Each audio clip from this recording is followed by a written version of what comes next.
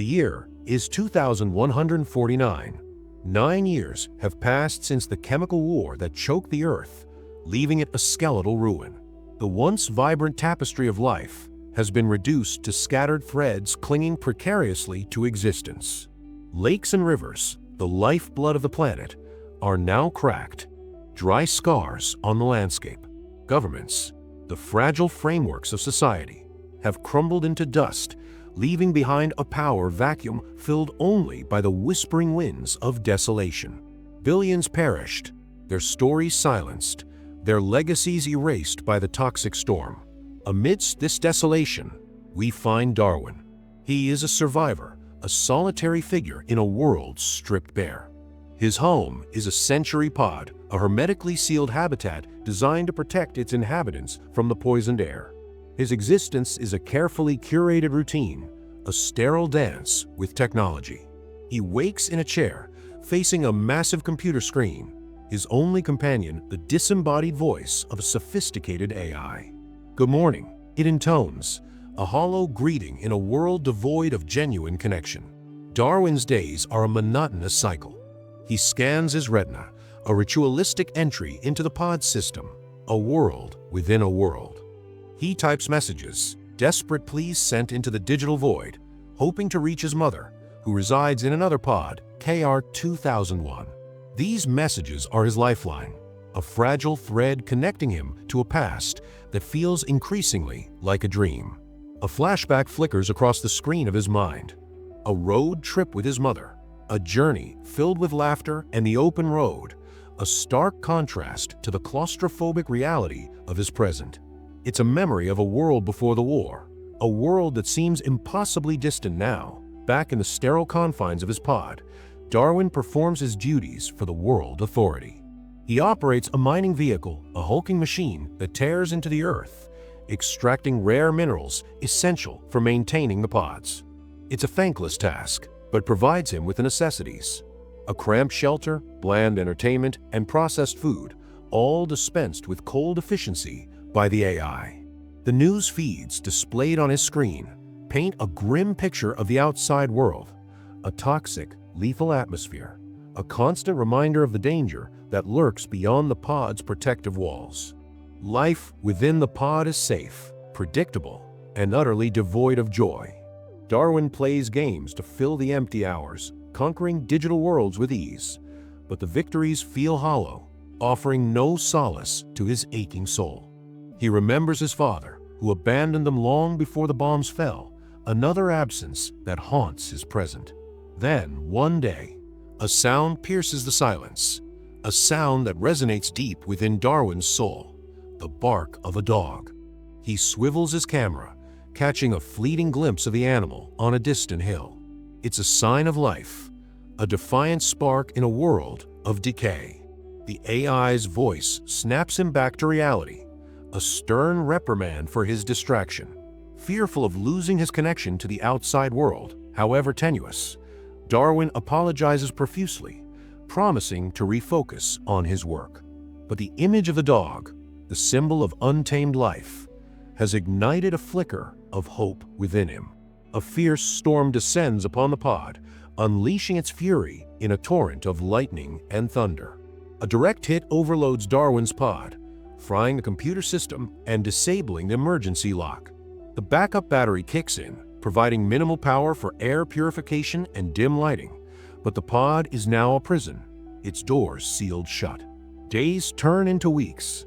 The storm rages outside, and the pod's power dwindles. With the air purification system about to fail, Darwin makes a desperate decision. He dons a sophisticated mask, a relic from a time when venturing outside was still possible, and steps out into the unknown. The air, to his astonishment, is breathable. He removes the mask, inhaling deeply, a wave of disbelief washing over him. He stumbles upon a box, a treasure trove of his childhood toys, left behind by his mother. Had she known the air was safe, why hadn't she come for him? A new purpose takes root in his heart. He must find his mother, the woman who gave him life, the woman who holds the key to his past. Darwin's journey is a trial by fire.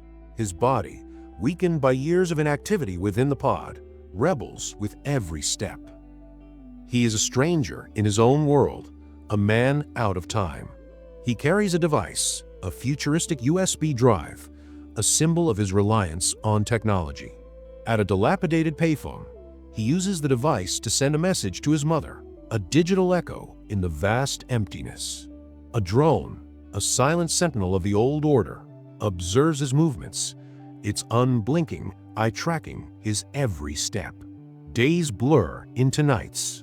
Exhausted, dehydrated, and on the verge of collapse, Darwin hears the familiar bark of a dog. He follows the sound, his hope rekindled, until he finally succumbs to exhaustion. He awakens to find himself face to face with a dog and a woman who disappears as quickly as she arrived. Driven by an unseen force, Darwin continues his pursuit, following the woman's trail. She is wary, cautious, triggering a warning device as she retreats. She returns to a hidden community, a small band of survivors who have found refuge in the ruins of the old world. Their leader is Lillian, a strong, resilient woman who takes Darwin in, recognizing his inability to speak, a consequence of his isolated existence in the pod. He is a blank slate, a man who has never learned the language of human connection. Life with Lillian's family is a revelation. He learns to communicate, to farm the land, to interact with other human beings. He forms a deep bond with Dar, Lillian's spirited daughter, a connection that transcends words. He begins to heal, both physically and emotionally, shedding the layers of isolation that have defined his life. But the past refuses to remain buried. The drone's appearance is a chilling reminder of the dangers that still lurk in the shadows. Darwin, fearing for the safety of his newfound family, makes the difficult decision to leave, to protect them from forces that hunt those who have strayed from the prescribed path. Lillian gives him a working USB device, a parting gift, a symbol of her faith in him. He promises to find a safe place for them, a haven where they can live without fear. He bids farewell to the family, his heart heavy with the weight of his decision. Dar watches him go, her eyes filled with tears, her heart aching with the pain of separation. Darwin's journey takes him to his mother's pod, a place that holds both hope and trepidation. He sends a message using the USB, pleading with her to open the door. When she finally responds, it is not with a warm embrace, but with the activation of an emergency beacon, summoning a drone to investigate. Darwin, facing interrogation, remains calm, using his voice for the first time in years, explaining his presence. The drone, satisfied with his explanation, releases him. He finally gains entry to his mother's pod, only to find her trapped by fear, a prisoner of the world authorities' propaganda. She is unable to break free from the mental shackles that have bound her for so long. Darwin leaves, realizing that his mother is lost to him, a casualty of a world that has weaponized fear. He returns to Dar, the woman he loves, the embodiment of hope and resilience. He understands that true life exists not within the sterile walls of a pod, but in the messy, vibrant tapestry of human connection.